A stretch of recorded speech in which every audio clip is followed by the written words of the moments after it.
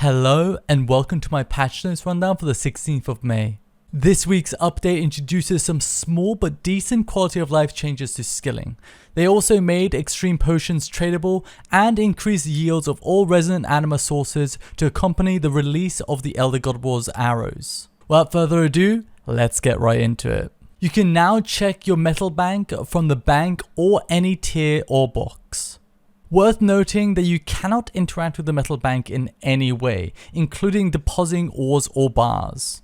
I think this is a pretty nice feature and would love to see more in the future, ones that allow you to view certain deposits and storages like the archaeology material storage. However, I don't like the fact they can only be compacted into a dotted line dropdown, regardless of how you adjust the size of your bank, making it further inconvenient to access these viewings. You can now withdraw urns and incubator effigies from the Brooch of the Gods.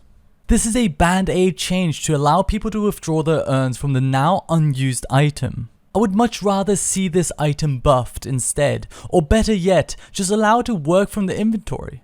Even if they did that, it would still be one of the lowest prioritized fortunate items, but at least it will be useful. You can no longer place cannons in popular hunter areas in Anachronia or the incandescent divination area. Fletching arrows, darts, and bolts now have a chance of giving you strange rocks. Silverhawk boots can now store up to 1000 feathers, up from 500. Armor spikes now require 500 smithing progress to complete, down from 1000. Even though they halve the progress needed to make Elder Rune armor spikes, it doesn't result in making them twice as fast, especially when upgrading them into the alloy variant. Unfortunately, you still have to manually heat up the bar when making the alloy armor spikes. But overall, I think this is a great change as smithing them took too long for how insignificantly powerful they are. You now make abyssal armor spikes in batches of 100 up from 10. Ironmen may now dungeoneer with other Ironmen. Finally happened after almost 7 years of the community asking for it. I think this is a good change, and honestly, I would go as far as to say that Ironmen should be able to DG with mains. Listen, leeching will always be a thing that's almost impossible to prevent without impacting normal players and the enjoyment of the normal gameplay. I just don't think it's healthy for the community to essentially segregate Ironmen and mains. I mean, look at Croceus. Look how successful that was when it comes to mains and irons interacting with each other.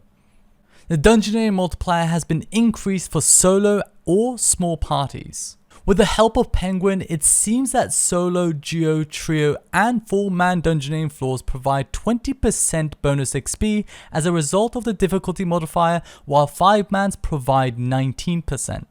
This is an overall 15% more XP for solo dungeoneering due to how certain modifiers stack. Even though it's not a big deal at this point, I do think it makes sense for all the difficulty modifiers to be exactly the same regardless of your party size. Now, I don't know what the optimal meta will be with this change, but I would say that at this point it's decent to go with any group size, even solo. Funny, as they added group DG to Ironman. Increase the range in which you can interact with player-owned farm paddocks. The Vinesweeper teleport option on Tool Leprechauns has been replaced with Note Produce. If you'd like to teleport to the Vinesweeper minigame for whatever reason, you can still do so by talking to the Leprechaun. Noted Produce can now be added to compost bins.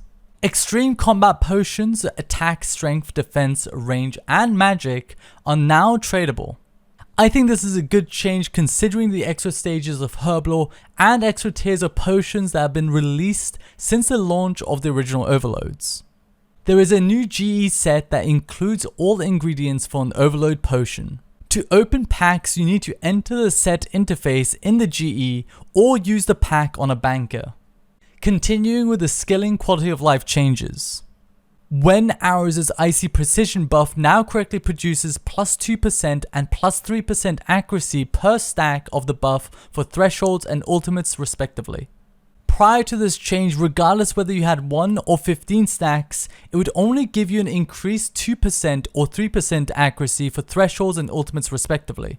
This change shouldn't make much of a difference since accuracy is generally not an issue, and in cases where it is, people will usually utilize debuffs like Sadius Warhammer. The quantity of resonant anima dropped from all sources within the Elder God War's dungeon has been increased. This has dramatically increased the drop quantity of resin anima.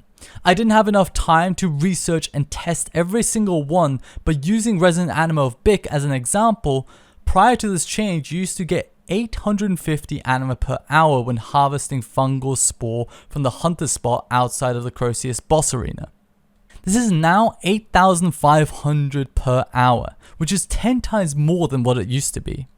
I think this is again a good change, and wouldn't even mind it being buffed further, since if you were using Bic arrows constantly, you would need to harvest for about an hour and a half to be able to use them for an hour, and that doesn't even include the rest of the fletching process. Resin anima of Wen can now be earned through Arc Lake or hard mode. There was a bug with this update where it caused the existing loot chest to be re-rolled with the new modifiers. Usually changes to drop rates will only work when you start a new streak. But regardless, this was soon reverted after the update. The Fletching Daily Challenge now counts when cutting Zygomites. The Crystal Knife's 5% chance to double shafts now applies and does not degrade when care styling Zygomites. You now receive farming token XP instead of agility when feeding baby dinos from troughs during experimentation. Reposition the click box for Bill's mystical tree over its treetop rather than its stump. The Lorehound pet now increases the drop rate of lore from skilling stations in Aya. And that's it for this week's patch notes. I think this week's patch notes was again a good one. I like a lot of these ideas and I'm glad to see these changes being made, but I would love it even more if they further buffed or tuned some of these changes. Anyways, that's it from me. Thank you for watching and take care.